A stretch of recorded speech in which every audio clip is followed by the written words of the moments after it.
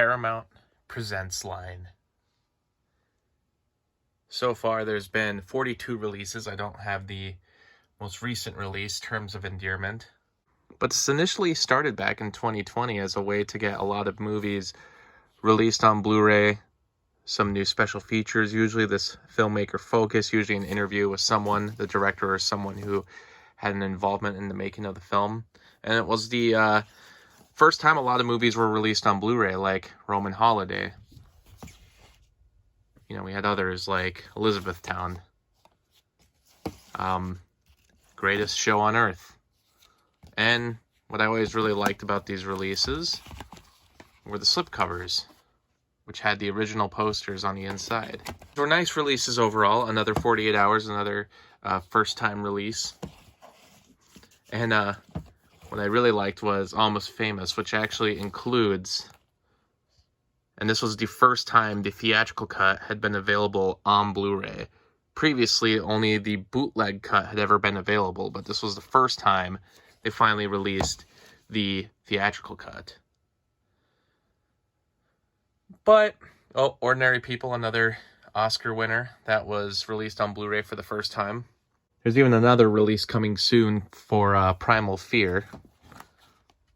And some of the discs were the first time there was a 4K release. But really what I wanted to talk about here was the Paramount Presents line was a numbered series similar to what Criterion does, what Shout Select does. And this was Paramount's attempt to make something a little more exclusive, I suppose.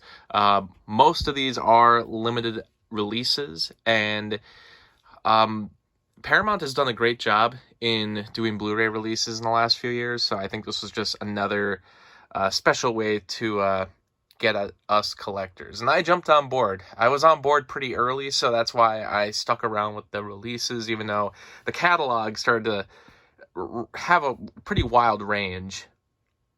Not really a rhyme or reason to all this, but I just want to go through some of the issues that I've had with the line, and why ultimately I wasn't sure if this was so successful. The line's not done. I mean, like I said, they're still releasing stuff, but the announcements have been fewer and fewer, and eventually I have a feeling that Paramount is going to end the whole thing or just stop releasing these. But from the beginning, you know, Fatal Attraction. So this was the first one that was marketed as a Paramount Presents release with the year in the corner. You know, it has the poster on the flap and some new special features.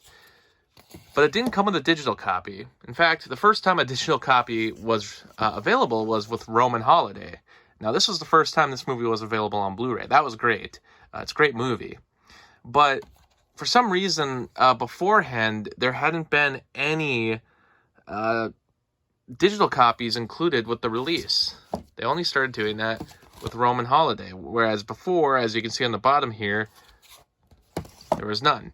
And I guess I don't know if the reason for doing that was because they were trying to make it closer to something like Criterion, where it's exclusively on disc. So, you know, you don't get a digital copy with it because the point is to have the disc. But frankly, that's just a stupid thing to do, because like most movies come with a digital copy nowadays. It's like the standard unless you are a boutique label, and Paramount is not a boutique label. So why would they do that? As things moved along, you know, there were some mishaps that people often complained about. The most famous one was probably To Catch a Thief, where the transfer on here is apparently worse than the Blu-ray that was released back in 2012. So a lot of people have to actually hold on to their 2012 Blu-ray.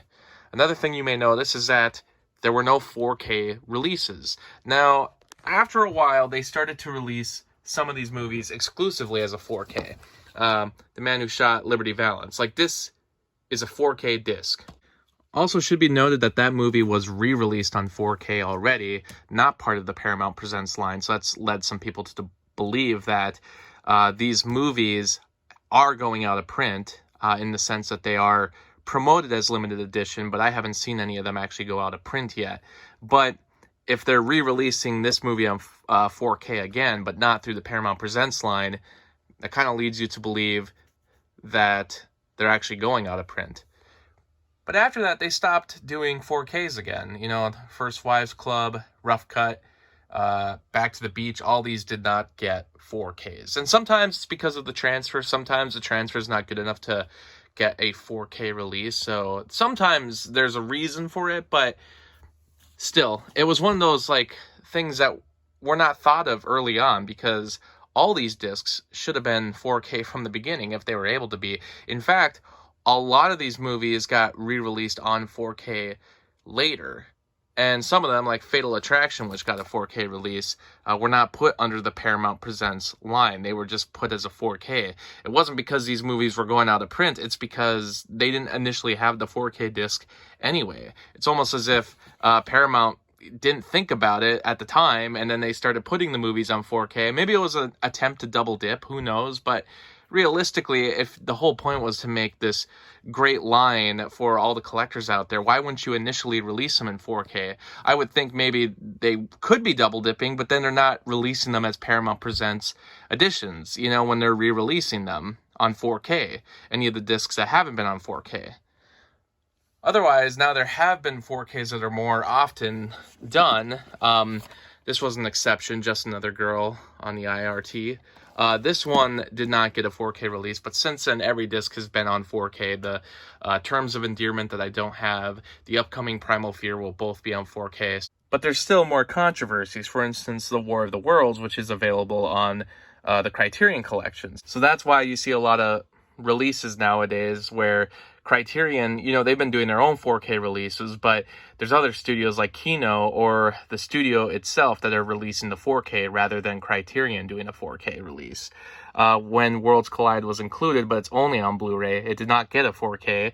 And this 4K of The War of the Worlds was actually controversial just because of one of the opening scenes, because people were saying that they got the planet's color wrong. They said Criterion got it right, but that this disc got it wrong. And Paramount defended themselves and said, no, we got it right based on the original negative. And I mean, it's a whole thing, but the point is that, you know, people have been unhappy with some of these transfers, even though the point of this line is that these are supposed to be the best releases, and that hasn't always been the case.